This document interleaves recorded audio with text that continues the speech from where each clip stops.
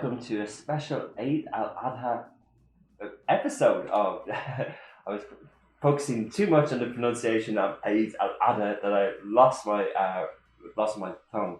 So anyway, welcome everyone. This is Dubai Works Business Podcast. We're back. We have a very special guest in studio today. Thank you, Leith, for joining us. Thanks for having me. So Leith Matthews is a Dubai-based entrepreneur. He launched his first business in Dubai in 2011, Make Business Hub. The real veterans of Dubai business scene will be very familiar with that concept and trailblazing location, a concept that it was at the time. It was the region's first dedicated creative and entrepreneurial co-working cafe. After selling Make Business Hub, he then joined Snapcard as co-founder to launch and grow the digital loyalty platform. After exiting that again, he launched Akin Barber & Shop, another name that people will be very familiar with, a trend-leading men's grooming business and change maker in the region. Moving on from that, he's launching Rokpool, the region's first dedicated men's personal care site. And today we'll be discussing this latest venture and his journey in Dubai. So thanks for joining, Leith. Fantastic, great to be here. I'm a long-time watcher, first-time guest, so thanks for having me. Well, thanks for watching as well. And really, it's been a long time. But now the timing is right? You're about to launch a new concept. So tell us a bit more about Rokpool. Yeah, I think so. Maybe just to tell a little bit of a winding story that you began. Because just listening in, I guess it is a little bit of a sounds like a meandering journey. But I arrived into Dubai in just before 2010. I'm Australian. I was living in Europe. I'd studied hotel management, hospitality, and I'd arrived into Dubai on a similar track. But one of the first things I noticed when I arrived here was, the city was so young, so youthful, full of a positive energy. And then I also had the idea that there was a couple of things missing. And rather than people around me who I sort of got the sensation that they were disappointed that they didn't have things from their home country, or they didn't have things that they were expecting from America or from Europe. I just saw that as such a big opportunity to be like, well, if I was able to fill a couple of those gaps, then I would have the opportunity to grow with the city. Which brought me to, I was actually working on a business plan to open a restaurant in Dubai. And I had a job at the time, but I was working a lot in cafes and coffee shops, working on the business plan. And I couldn't help but feel most of the people around me had the laptops open, had the notebook next to them, and were obviously working on something. And we were the majority of the clientele back then. So it was a Google search when I searched the term working cafe. And that was like before the WeWorks, before the big names, were out there and sort of becoming the big business that co-working became. So anyway, I stumbled upon co-working just like anyone did, and shifted my full attention to launching my first business, which was Make Business Hub.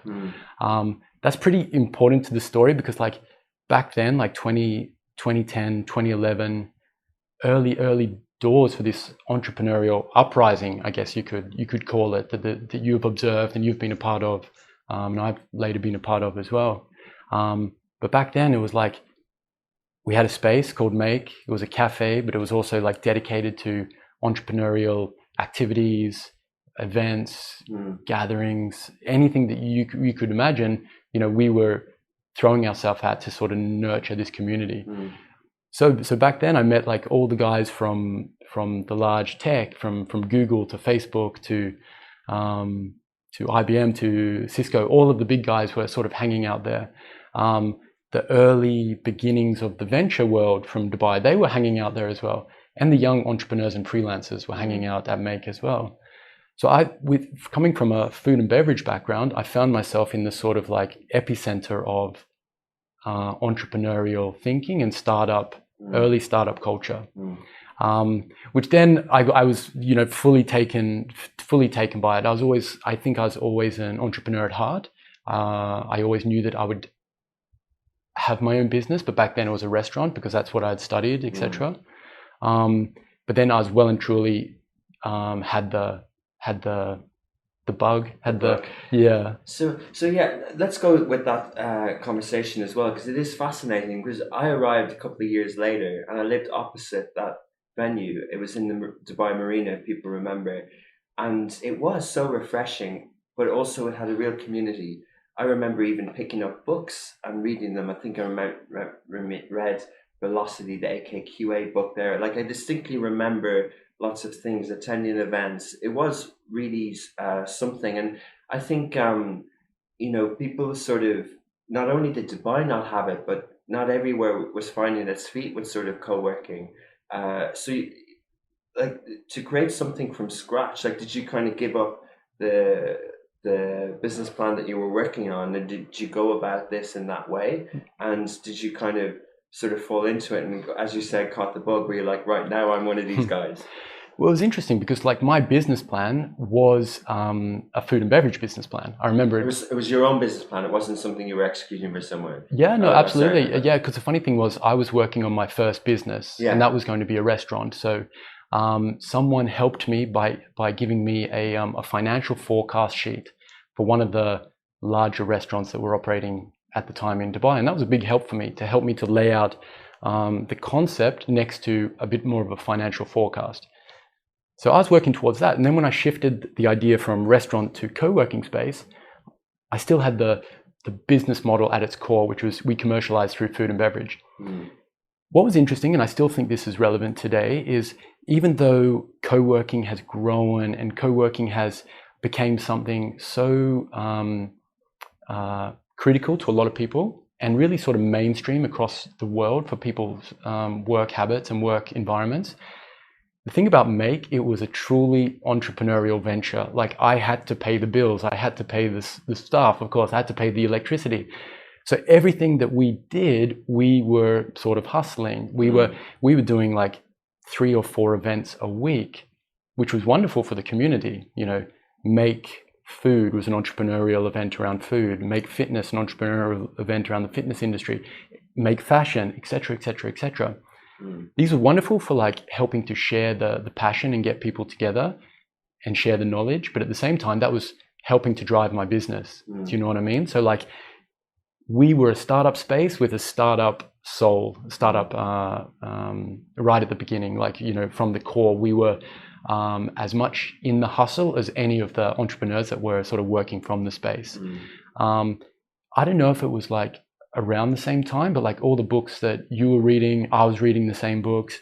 A lot of the sort of the bubblings from Silicon Valley was starting to, you know, spread around the world, and this sort of idea of really smart people going it alone and you know, creating something from scratch that could become something really monumental. That was like the energy that was definitely at that time, and like many of us from that time have continued on that wave ever since. Yeah, and what happened next? Like, why isn't Make still there? Like, I also remember being on Foursquare a lot at the time, and you would see this sort of those entrepreneurs who would travel through Dubai, transient, would end up at Make Business Hub, and they'd be like, "That's the best place to go to, best coffee, best place to work from in Dubai." Yeah. So, you know, that felt like early. You know, potentially if it was still there, it could be more now. Yeah, it's interesting because like my co-founder from the next business, his very first day in Dubai, he came to Make because he heard it was the spot for entrepreneurs. We had people traveling through from America, from Europe. I remember one conversation with a guy from Silicon Valley, and he was there and he was looking around the Make space. And I'll never forget this. He said, "I don't know if it's genius or luck, but you've really got something here." And I'll carry that through with me for forever, because like, I think that's business in general. Like, it's a big bit of like a good idea. It's a big bit of like strategy and seeing an opportunity. And then there's a really big bit of luck as well. Whether that's creating a brand that resonates or just getting like a little bit of a, you know, luck plays a part for sure. Yeah, definitely. And especially from an F&B background, right? Like, because when any restaurant, anyone will tell you, like, it's that kind of je ne sais quoi of like the mix, right? You might have the best interior designer, the best chef, but like, that's kind of the coming together of pieces that people just feel when they go in. 100%. like the combination of art and science. Yeah. whether it's a restaurant or whether it's a business. Yeah. And the commercial part of it. So, the commercial, it was an F&B commercial, Exactly. and you didn't sort of turn it into sort of Rently desks like WeWork have gone on to, and many here like Astrolabs, etc. So my feelings about it, especially back then, was like the barrier to entry needs to be super low. Like I didn't want any sort of blockage where people had to pay to play. Like I wanted people to immerse themselves into this community, even if it was their first toe into the water. And that put pressure onto us, of course, to really make sure that we had a decent offering of coffee, food, etc., etc. Was it the correct model? Like who knows? Like the WeWorks of this world, much more real estate play, and arguably doing a fantastic job. To wrap up quickly on like my story there. I had huge plans for it, really big plans. I had a business partner at the time who had different plans. And basically, I sold my shares to him and he took over the business, which was amicable.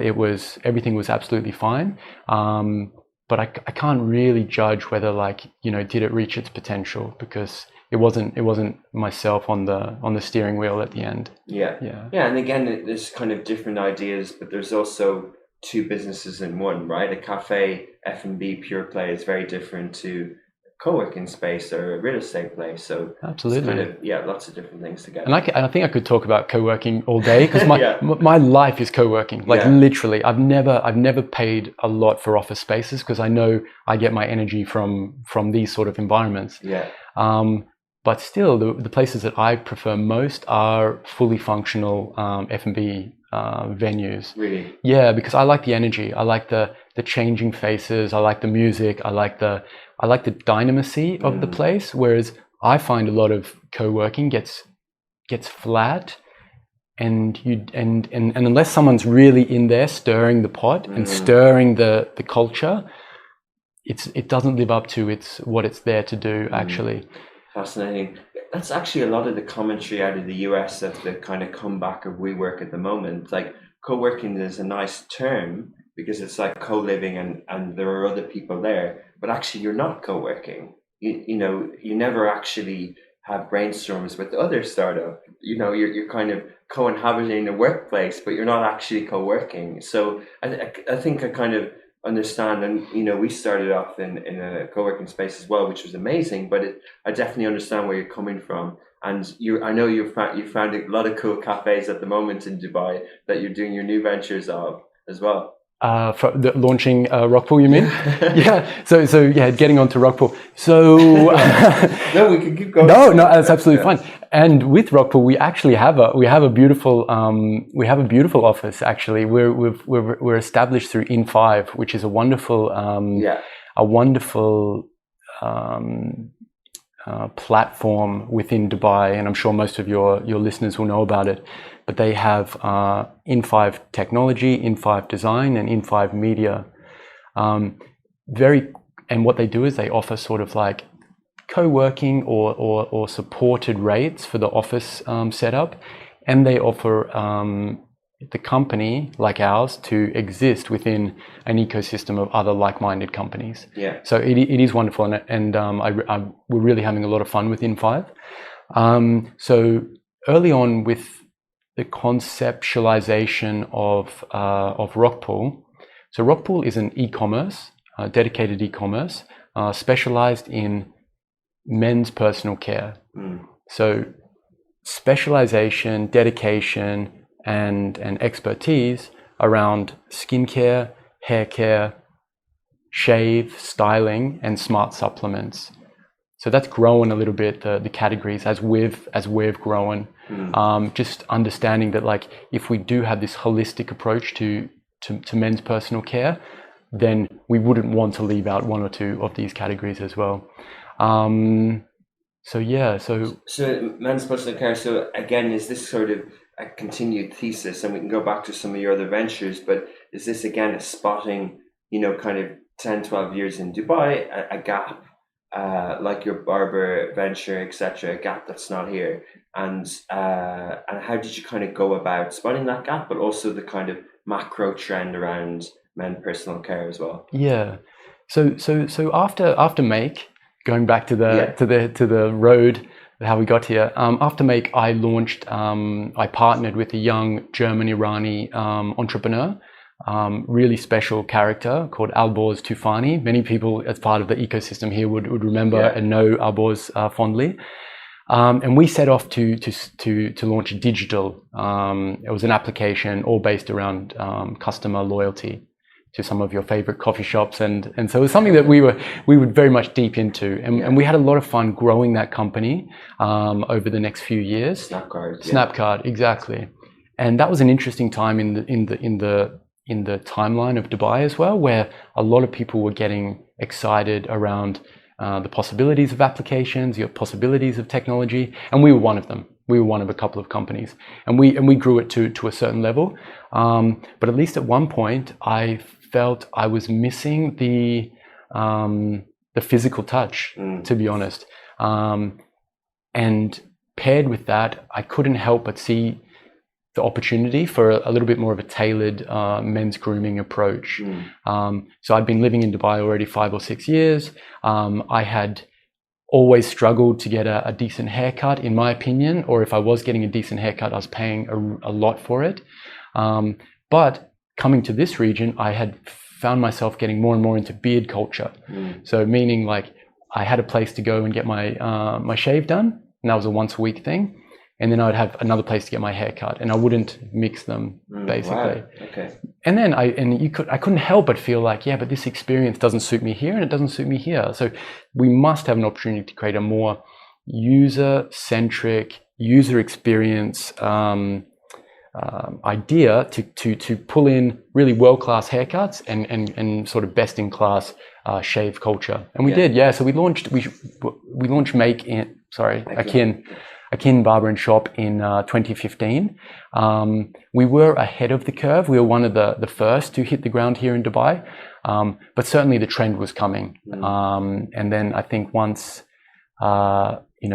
we saw the impact that Akin had on the market, like we were extremely busy. We were, it was a great company. Yeah, I really enjoyed it. Yeah, I remember at the time that when you were going about that, the attention to detail, the research, you would have not only researched online, but you visited barbershops around the world, in New York, etc. So like it really is a testament to how you come up with something. The execution is about the research and the detail. Is that something you're conscious of? Is that part of your process? Yeah, I think so. So part of launching Akin, I traveled to New York and did like a little bit of a pilgrimage to the key barbershops that I thought were doing really well, not only in their customer experience and what they were offering, but also the brand that they were building. And I could see them becoming something quite important.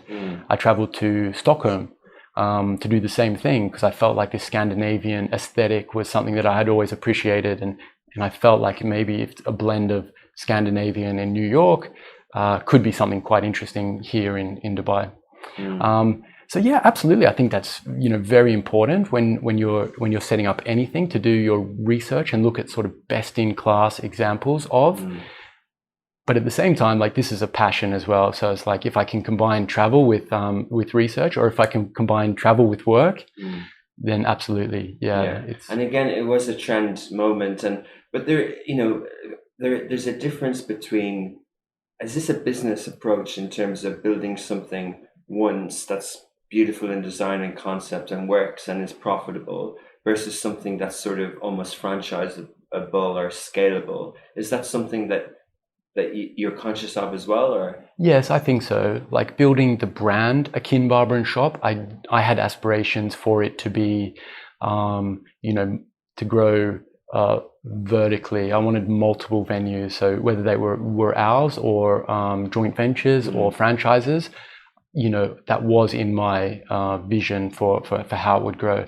I wanted it to grow into products. I wanted it to grow into other directions as well.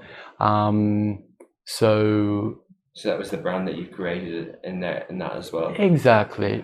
So yeah. So to kind of like, but what happened? I was always interested in products as well. Like right from the beginning, I called it Akin Barber and Shop because I really wanted to. I understood back then that the male shopping environment was a little bit off as well. I felt, where we get our haircuts is slightly off, but also where we buy our grooming products, our cosmetic products is slightly off for the male consumer. So I went about creating the user experience on the services side, but then really focusing in a lot on a male-centric shopping environment to create a masculine yet thoughtful environment where people could get great quality products and get the information and the know-how behind them. So that was I was always interested in that, and that was part of the mission.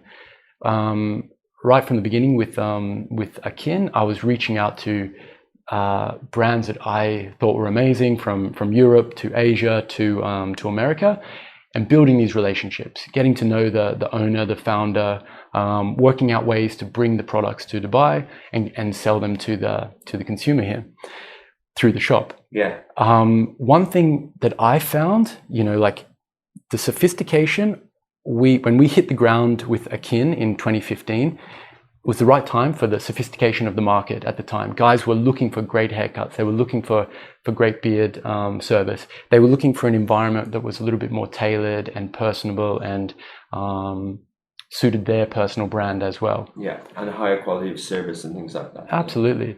But then over the next 5 years, I saw the sophistication of the male consumer grow, year on year. They were getting more informed. They were getting more interested. They were getting more knowledgeable and more motivated to expand their grooming habits.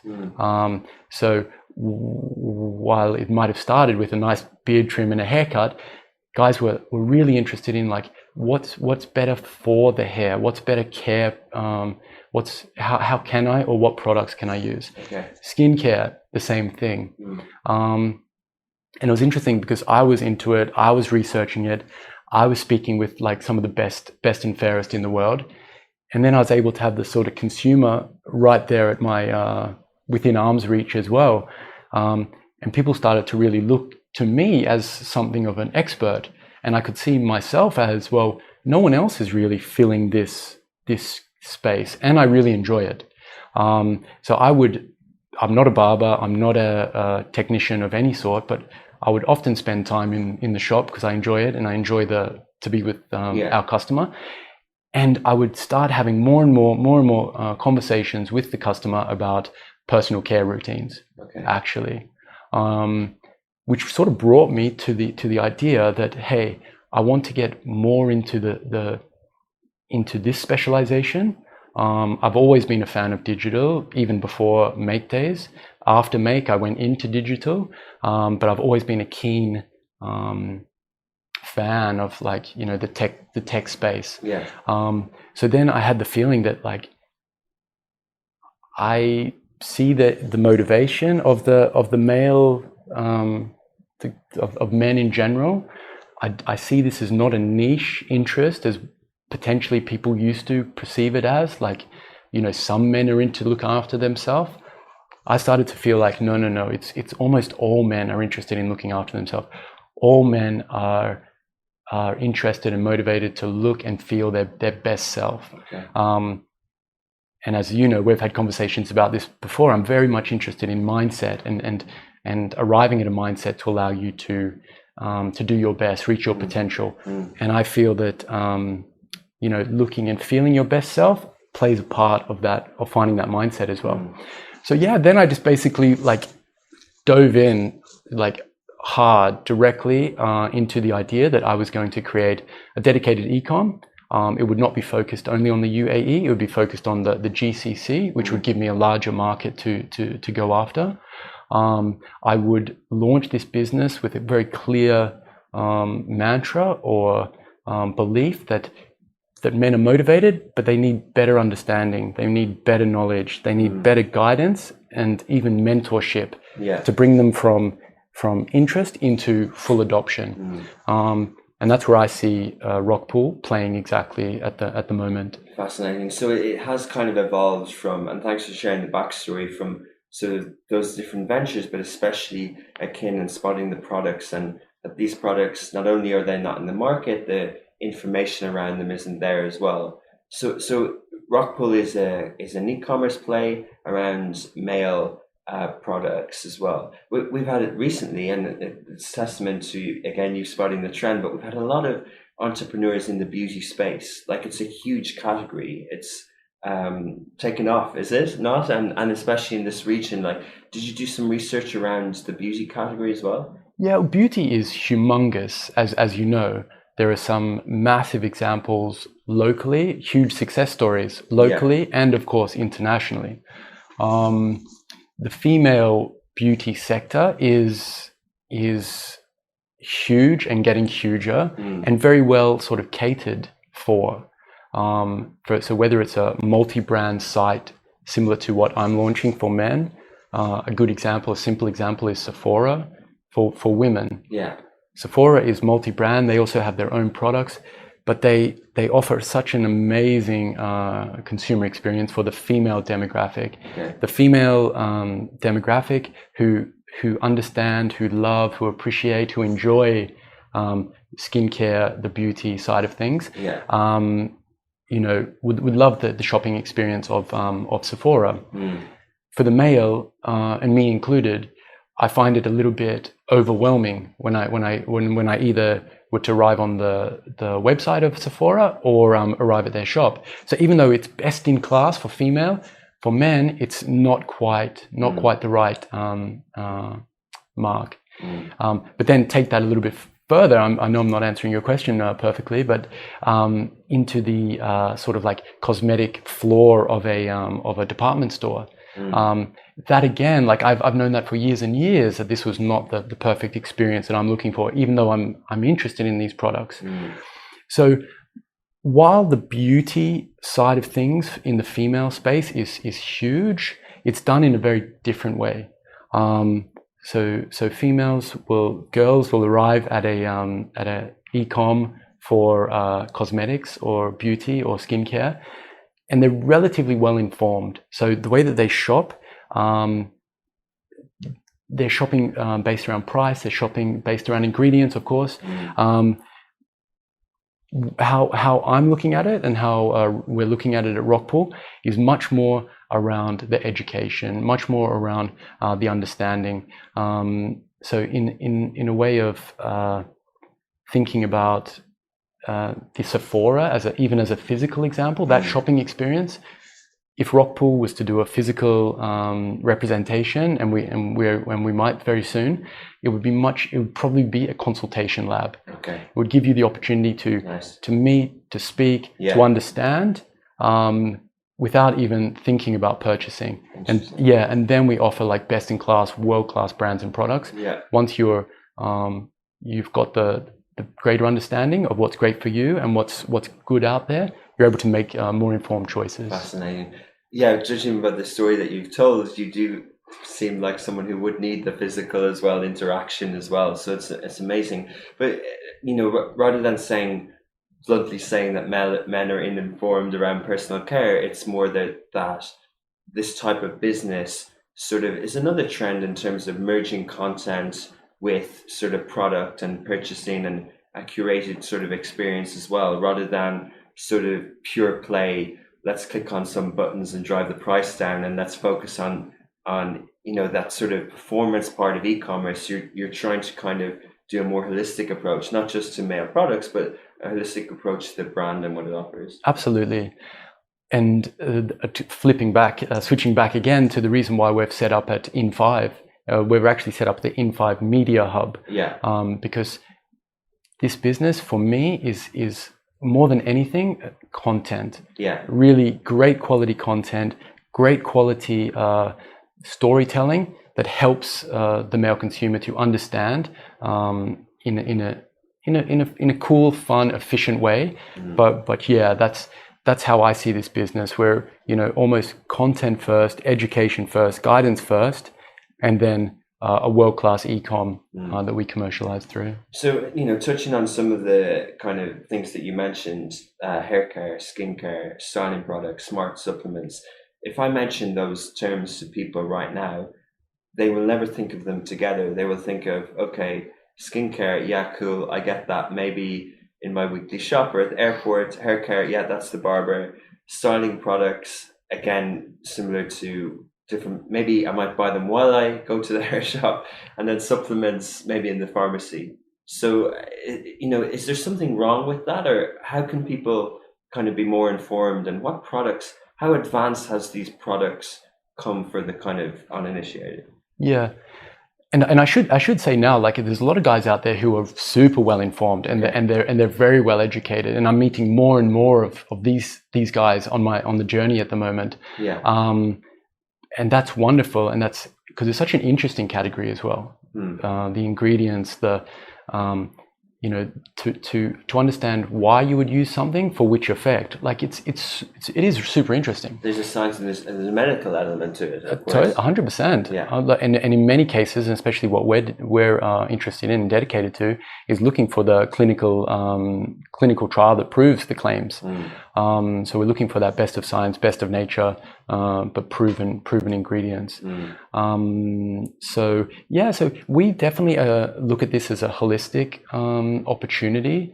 In everything we do, we look at we try to think about the small routines or the small positive habits that you will do, that I will do on a daily basis. They make all the difference in the long run. So whether it's our communication or whether it's the routines that we're bringing together on the website, we're looking at the small positive things that you can do across, supplements for your body, supplements for your mind, skincare for your particular skin, styling products. I think it does make sense that it would all sit in one well-informed and well-delivered platform. Yeah, interesting. So what would sort of success look like for you? I'm hoping for a really great launch. I'm hoping, which is coming up. We'll launch within the next few weeks. I'm looking for the brand and the offering to resonate across the GCC. We're working hard to identify and work with and work through really dynamic, creative, successful guys to help us spread our message. I'm hoping that we will, build that inertia. We will find a following, we'll grow a community, and we will be the leader in this space in a year, 18 months time. And how do you approach that from a kind of a business plan and strategy point of view? Do you seek investment? Do you position it as e-commerce, as content? Famously, Adam Newman tried to, said, I remember reading about WeWork, and they said at the very start, a journalist from the New York Times, from the real estate section, interviewed him, and he said, "No, do you have anyone who reports on community?" So, because he saw it more than real estate. But so, do you position it as a community company, and how do you how do you do a business plan around that? I think every company should be a community company to some degree. There's so many good examples of a successful company growing out of a core following, a core dedicated following. The way I see it is, and I should stress. So I'm not the lone founder. I have two co-founders who have joined me on the trip, and it is self-funded. So we're coming at this with a small war chest. I sold a kin barber and shop as well. We didn't mention. So I have a small amount of money. My partners have a modest amount of money, but we think it's enough if we use the entrepreneurial hustle that is ingrained in my DNA, I think. Yeah. So we will track record to prove it. Yeah. and building a company that's a lot around great relationships, great community. Impressing on each and every individual who comes across our brand to then slowly but surely grow out to be that leader. And the category, how do you kind of describe the category in Dubai at the moment? I kind of touched on where people would get products, but sort of are there content, are there newsletters, are there websites, are there e-commerce plays in this category as well? Yeah, I think it's pretty fragmented at the moment, and I think you rightly said, like when you broke down where you shop for these different categories. So starting from supplements, we have a thriving small pharmacy ecosystem here in the region. Are they a little bit overwhelming? Do you need to do your research before you enter them? Like, yes, for sure. Are there better direct-to-consumer options coming for supplements? Yes, there are. But into skincare, I think, there are a couple of interesting brands here who do a good job of passing on the information and passing on the experience to the consumer. Most of them are physical. And then, yeah, and even down to shopping for your shampoo or your hair styling products, it's still a matter of supermarket brands or what's available at your local barbershop. I feel like it's quite fragmented, and there is certainly an opportunity to make the experience easier, better, more enjoyable. And I think with a curated collection of brands like what Rokpool has, you're getting the best of the world has to offer, really. Interesting. Yeah, we actually did something. You did something with me recently around routine, and you produced some products that I had no idea existed. I think these particular ranges from Sweden, and I would not know how to go about maybe Googling it, but I really wouldn't know how to do it. Never mind having the knowledge to purchase it. So that's amazing that I kind of had an experience of what Rokpool will provide, but sort of the logistics of that. Will you have a warehouse? Will you focus on last mile delivery? Like, what are the kind of decisions that you're sort of going in, and how many products will you have when you launch and things like that? Yeah.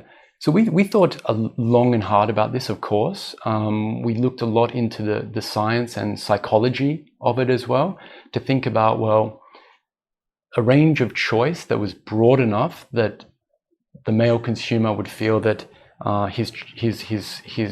there was enough options, without going too far that it felt overwhelming. And I know that experience. I know it myself. If I feel a little bit overwhelmed, I'll catch myself, because I'll be like, I'm backing away because I got overwhelmed. So yeah, with that understanding, we're launching with around 140 SKUs, 140 products across around 12 to 14 brands. The brands that we are working with are best-in-class category leaders from around the world, from Europe, from America, from Asia, and not just pretty packaging with information and ingredients to back up the claims. And what I've found interesting about our time together, when we spent some time together, and we were going through some of the products that we were working with from Sweden. You as a sort of person that you are, I think, like, you appreciated them for the feeling and the smell and the way that it made your skin feel and look.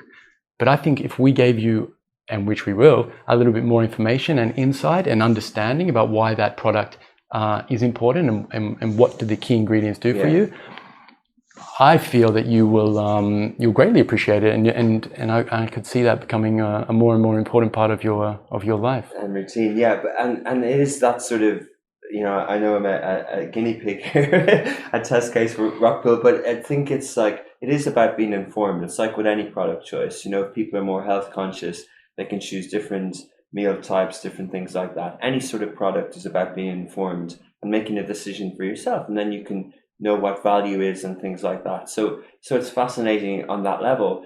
So looking forward to seeing the launch. I think 140 SKUs, or even 14 brands would overwhelm me right now, but I think I can trust you to steer me along the way. Leith, to finish up, sort of, you've been and I think it's great to speak to you, and we could have went into a lot more detail on other ventures, because I'm sure you'd have a lot of experience to share with other entrepreneurs, but you are sort of a brilliant Dubai entrepreneur, sort of a product of the system, a proof what's possible here, that it is possible to be to bring ingenuity to different sort of sectors in space.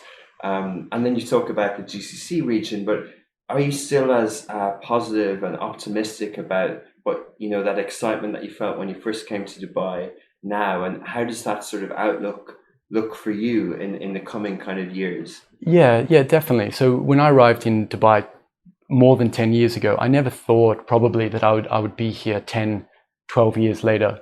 But I definitely sense the energy, and I definitely sense the opportunity. 3 businesses later, about to launch my 4th business, and I'm still as energized and optimistic as ever.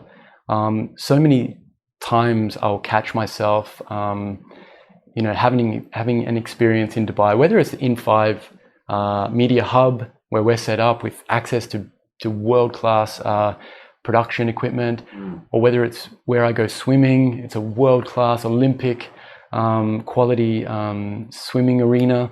And I just think to myself, like, everything that Dubai has and we have access to, like, we have every opportunity to do exactly what we want to do. And I think a lot of it comes down to mindset. Like, I'm such a big believer in that, and I explore it in a couple of different things that I do. But I personally feel like if you've got the right mindset, you understand what your larger objectives are, Dubai, this region, the world in general is your oyster. Amazing. Well, we really thank you for sharing all that today. Really look forward to watching how Rokpool launches, experiencing the product, and to seeing it grow, and hopefully that you'll stay in Dubai, not a return to Australia, and sort of expand this across the region. Thanks, Richard. Thanks so much. Thanks, Leith. That's it for another episode of Dubai Works. Thank you so much for listening, and please leave a review on the podcast platform that you're listening to. It really helps with organic searches. Also, if you'd like to appear on Dubai Works or know someone who has an inspiring business story in Dubai, please do get in touch on any of the smashy social platforms.